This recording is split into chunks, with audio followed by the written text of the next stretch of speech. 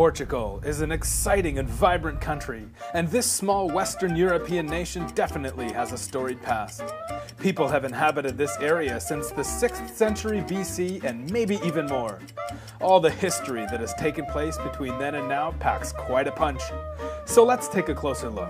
Obviously, like everywhere else in Europe it seems, the Romans occupied the area first. But sometime after their demise in the 5th century, the Moors invaded.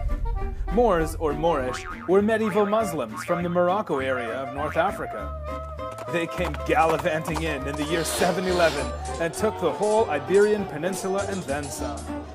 Pockets of Christians in the north remained and pushed back here and there over the next few hundred years. The leader of one such pocket pushed a little harder than most and got the Moors back south and east and claimed himself the first king of Portugal. At the same time, the Spanish to the east were also pushing south, and east-west disputes with them started to pop up. Subsequent Afonsos followed and kept the march going south, and in 1249 Afonso III captured Faro, today's capital city of the Algarve. They still had the problem, though, of keeping Spain's noses out of their new borders. Portugal made friends with England, and Spain backed out. The new allies signed the Treaty of Windsor, which is still in effect today and utilized as recently as the Second World War. The Portuguese were now free to explore the waters, and explore they did, setting up colonies of trade all over the world. The discovery of Brazil in 1500 would prove to be most vital. With trading ports in India, China, South America, and Africa, Portugal was an imposing empire. However, things hit the fan in 1578 when King Sebastian was killed in battle without an heir to his throne. The great empire was all of a sudden in crisis, and Spain's King Philip II claimed the throne, referencing some obscure family lineage. There was some opposition to this, so an impatient Philip took advantage in Portugal's time of weakness and invaded in 1580. Now, there were some good and bad things about this merger, bad being that they now shared enemies, including England, and that the Dutch sniffed weakness and started to seize more and more of Brazil. But good being that with Spain's help they managed to defeat the Dutch, and also, life wasn't so bad under the first two Spanish kings. Portugal was still under their own law, government, currency, and still retained some status. When Philip IV came along, however, things got a bit nasty. He figured he'd make Portugal a province of Spain and removed all Portuguese nobles from positions of power. In a twist of fate, Spain was pretty much broke by this time from the 30 Years' War, and sensing good timing, the nobleman nominated John, the Duke of Braganza, to lead the resistance which came to be known as the Portuguese Restoration War.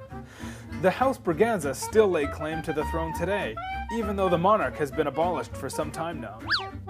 And because Spain helped them retain Brazil, Portugal was able to draw upon its wealth to help fund the war, which would last 28 years. In 1668, Spain officially recognized Portugal as independent.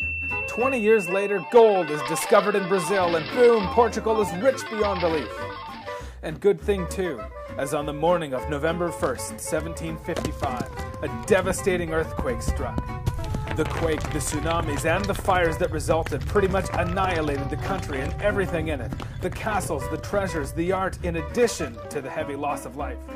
The king at the time was Joseph I, and he had appointed this guy. We'll call him Sebastian for short, or better yet by his title, Marquis of Pombal. It was his swift reaction, his economic reform policies, and financial restructuring that allowed Portugal to rebuild quickly. His strong leadership ensured the country would not fall into ruin and hardship, and statues and other tributes to him are everywhere. His cost control measures were not favored by the upper crust, nor was he a very nice guy otherwise, so he was exiled. The years after the rebuild period also saw an invasion by Napoleon. He actually took Lisbon for a couple of years, but Portugal called on their English buddies for help. Brazil's independence followed in 1822. Some political jostling and rumblings in the African colonies bring about Britain's ultimatum, demanding the retreat of all Portuguese troops from the area known as the Pink Map, so that Britain could connect Cairo to Cape Town by rail. The fallout and the protest of this political stiff-arm basically collapsed the Portuguese monarchy. This brings us to World War I, in which Portugal sides with the Allies. But post-war turmoil and unrest lead to a coup in May of 1926, which gave power to the military and eventually saw the rise of Antonio Salazar.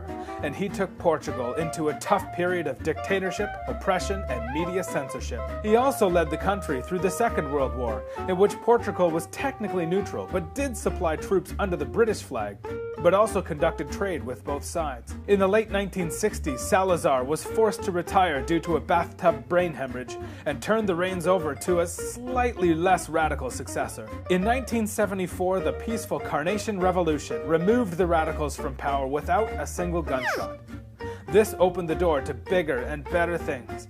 But it was really January the 1st, 1986, when Portugal joined the economic community, now known as the EU, that things really started to turn around. Funds were made available to build roads, schools, medical facilities, and allowed for foreign investment. This is what really led to the Portugal we are able to visit and enjoy today. So there you have it, a brief history of Portugal. Thanks for watching.